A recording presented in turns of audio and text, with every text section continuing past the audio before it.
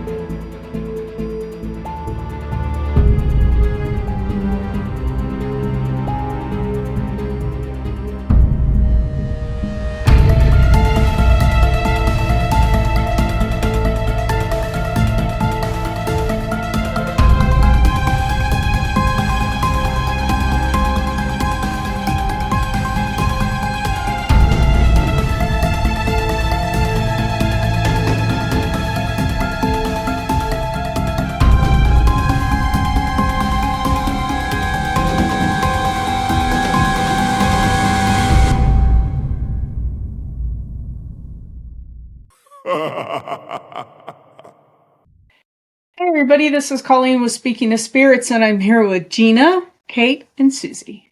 And we are going to talk about lunacy. Actions around the full moon, right? Does it really affect people? Does it not?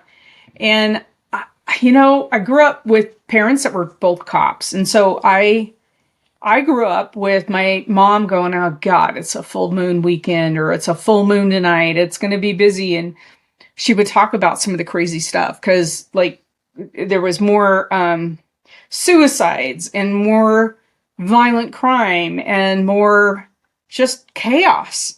Domestic violence. Domestic violence, everything associated with that, right? And so the calls would escalate and just would be bananas. But what I found really interesting is when I looked at this from, like, scientifically and looked at data, there's no data to support that. Right. No. Yeah. So Salt Lake City did a really in-depth study of calls and types of calls. And they did quite a long time to see any correlation between patterns on a full moon or not. The number of the calls really didn't escalate. The types of calls really didn't escalate. And then the police department in America that did this for multiple months to see if there was a pattern. And the pattern seemed to be more, if I recall, the pattern was more of when people got paid versus when they didn't get paid. Right? So people would buy more alcohol maybe, or go to the bars more maybe, or something like that. Mm-hmm. But it wasn't full moon.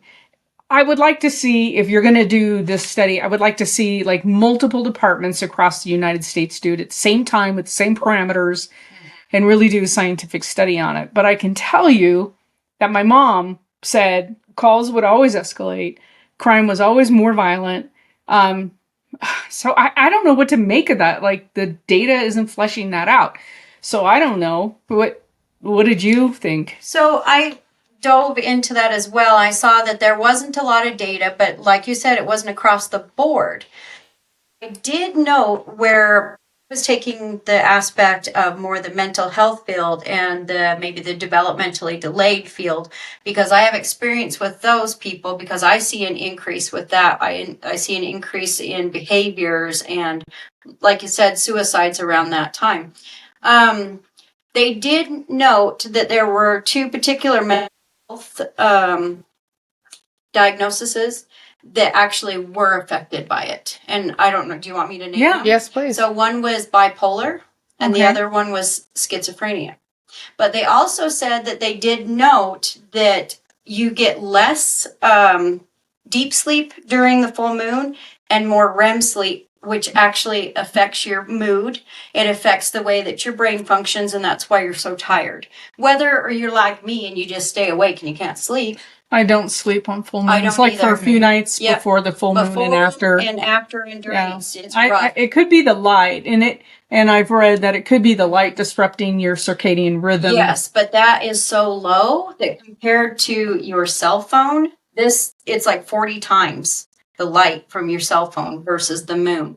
But I've also had blackout curtains in my house, and this is a generational thing. We've always put blackout curtains and closed them, especially for the full moon because of the light, but we still stay awake.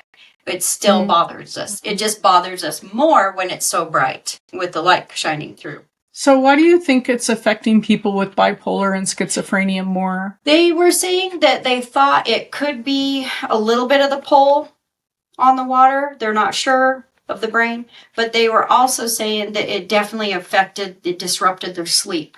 And for some reason, diagnoses, it really affected them with affecting their sleep patterns, which is really interesting to me.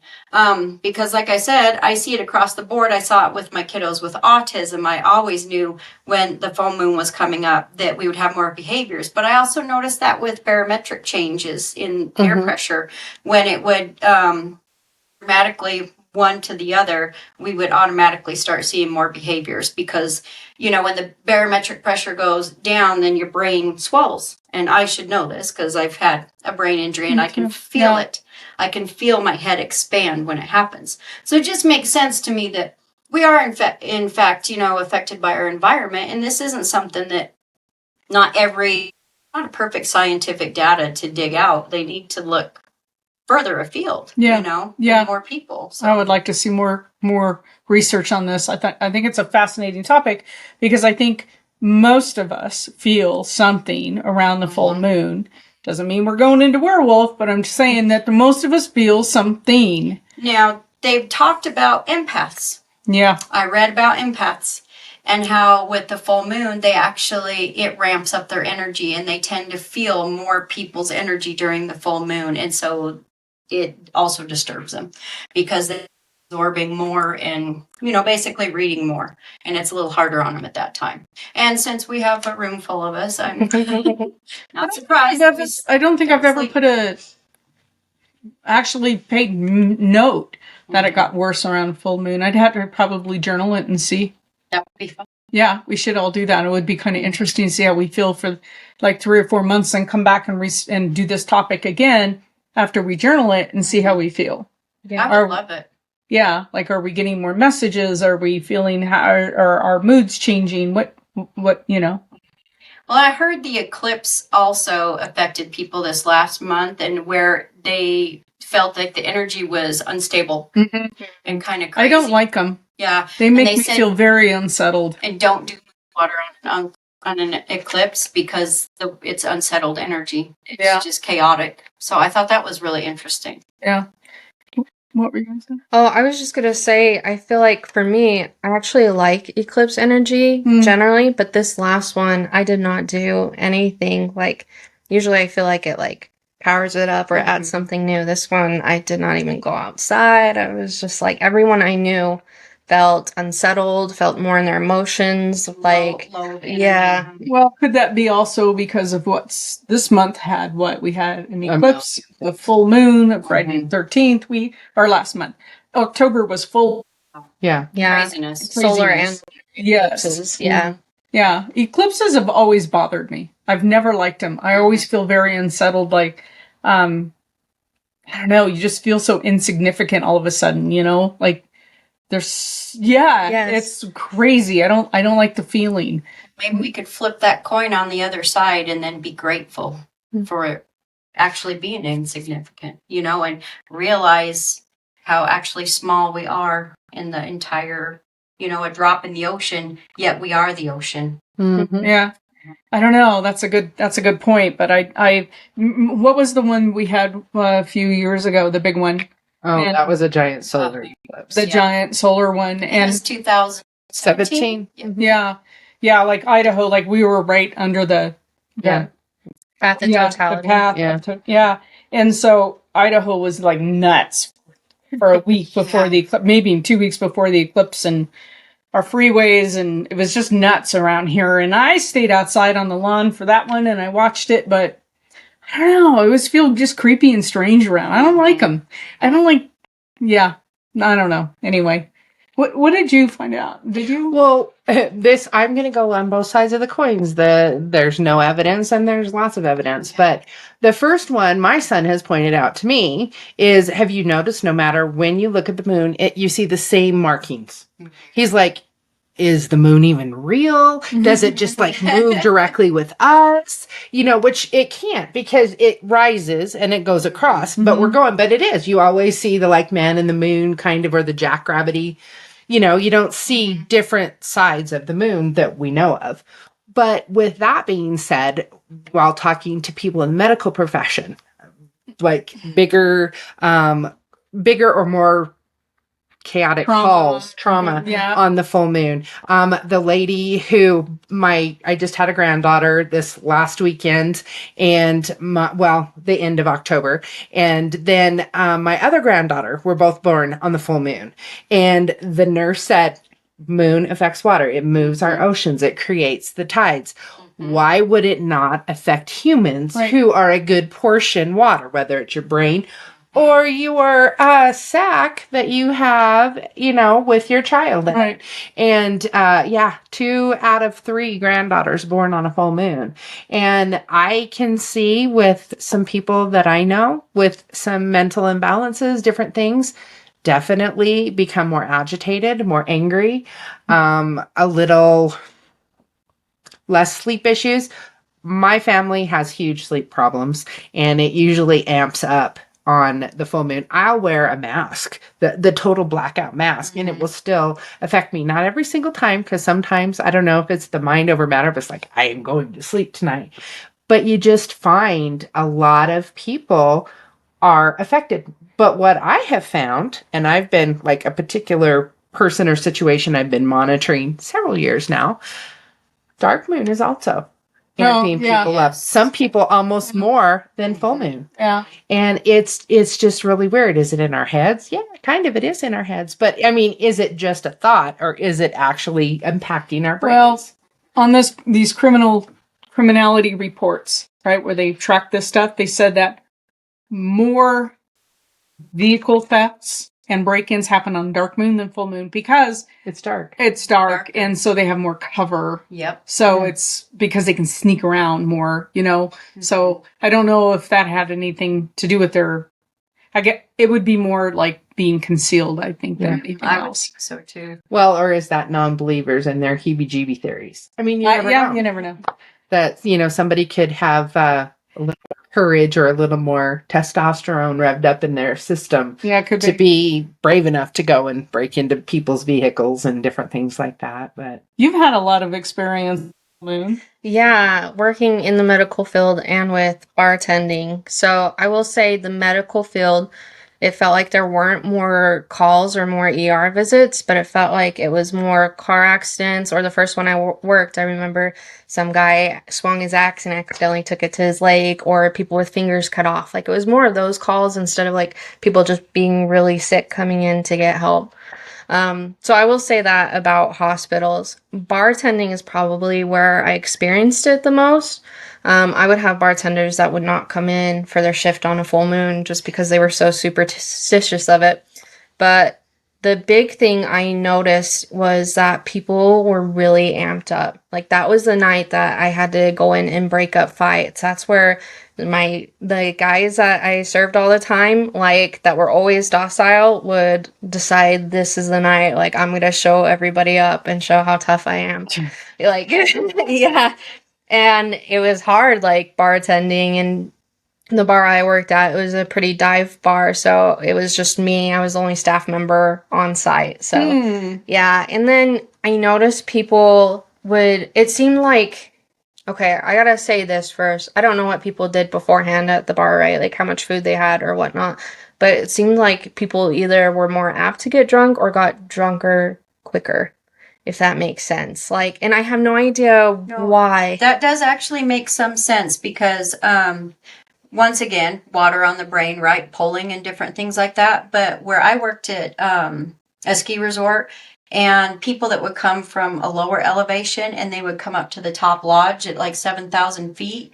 And they were like, oh, yeah, I can drink as much as we want. We always had to warn them. Elevation has a big deal. Yeah. And they would immediately be drunk off from just a small glass of something. And so I really do. I think there's something to it. So if a moon can affect our tides, it's got to be able to affect us. And some storms. Right. It, Well, like, yeah, it's crazy. yeah. But the other thing that I was just Googling, and of course I didn't find the exact information, lunacy comes from, I believe, the Latin luna, which is moon. Yeah. And lunacy is the state of being a lunatic, having insanity. It is suggested that the originality demands the degree of lunacy. But why would a word have been created if there wasn't any correlation or noticeable correlation between the moon and crazy? Yeah, how long have we as a people thought, like, oh, the moon makes people act different? Like, Well, there's Yeah. things that you do on a full moon, like they say to plant corn on a full moon Yep. and things like that, like you get a better harvest. Yes. Well, And so a lot of these things are custom for hundreds of years. Yeah. Same thing with tinctures. They tell you to start them just before the full moon to pull out more properties with them. That's what I've been taught. when you have livestock such as cattle and you're doing the dehorning and castrating, you do it on a moon cycle because otherwise they bleed out more It can likely. be- Plus, if you ever ask a hairdresser, if you want your hair to grow more, say you're trying to get long hair, you cut your hair at a dark moon. If you have a short style that you're wanting to keep stylish and not have to get it cut every 4 weeks, you cut it on the full moon because it changes the speed that your hair grows. So it's interesting for having no correlations to anything, how many things are actually correlated to it in our everyday kind of lives. There's also something that I read a long time ago about Celtic traditions and the hair. And the reason they call it the hair moon is because, especially in spring and summer, that when there is a full moon, the rabbits are out and they will party and act crazy and get just nuts during that time. And so I just find it really interesting. As we always just talk about people, but the animals as well. Like you were saying, don't cut. Well, my livestock, I've noticed they're really restless on full moons. I have to, that full moons, I'm up anyway because I don't sleep, but I'm checking the livestock and I have a lot of lights around the barn and they're moving around a lot. They're not settled. They're not in the barn sleeping like They're they not normally are. resting. So do they rest better at dark moon? Mm-hmm. Well, but it's interesting because that's when a predator would be Right. You would that think be- more interested in coming out. Yeah, but they just. I've noticed particularly because I have 10 goats, right? And so usually at night they're in the barn. They come in instinctively. They come in for shelter. It's just they're safe. They feel safe. They have access to nature, but they feel safe. And on full moons, they're milling around. They're not in the pasture. They know to stay close to the barn, but they're milling around a lot more. The horses on the full moon, I've known a big draft horse. He's really arthritic now. He's really old. And I've noticed him running a few times at night. And like there could have been a predator out there. I've got out with the shotgun, big spotlights, nothing's out there. So I don't know what it is. He's amped up. He's a little more energized, but it's not, ooh, we're having fun. It's fear.